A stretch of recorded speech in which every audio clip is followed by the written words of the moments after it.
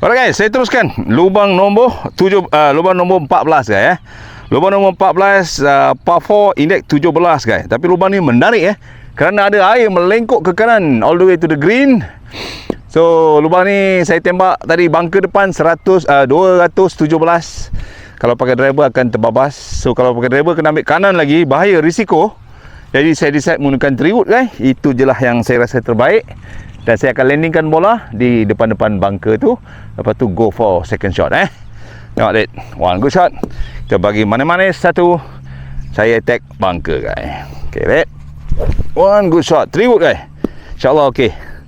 One good shot Dek. Come on. One good shot. Okay lah. Ngam, bunker sebelah kanan sekali. Okey, pemandangan dari tengah bunker menghala ke tee box. Ini adalah air dia. Yang sebelah kanan ni berlekuk-lekuk, bahaya. Bola saya hampir-hampir ke kanan, nasib baik lah. So, green dah dekat saja lagi. Saya ingat lebih kurang 90 meter saja ke green. Sebelah kiri ada bunker. Ni adalah landing area yang terbaik guys. So, landing area sini memang senang. Tidak boleh attack dah. Alright, kita tengok apa nasib saya. Alright guys, distance saya lebih kurang 80 saja to the pin. Pin straight saja. Sebelah kanan green ada air lagi, sebelah kiri ada bunker. Saya cuba pukulan 56 sen dengan full shot. Boleh tak saya on dengan baik di sini guys. Baik. One good shot.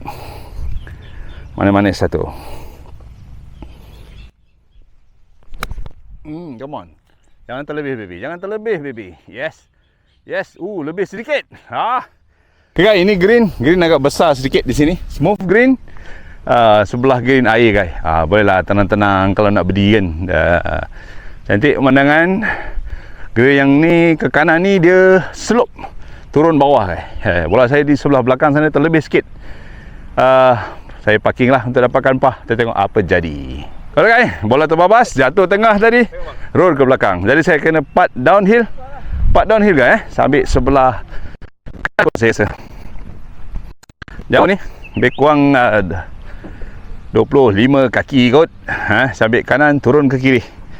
Tolak saja, objektif untuk parking bola. One good putt. Manis-manis satu. Come on. One good putt. Lagi lah. Ya, dia turun. Nice. Pas saja guys. Okay, pas saja. Okay. Manis-manis jengke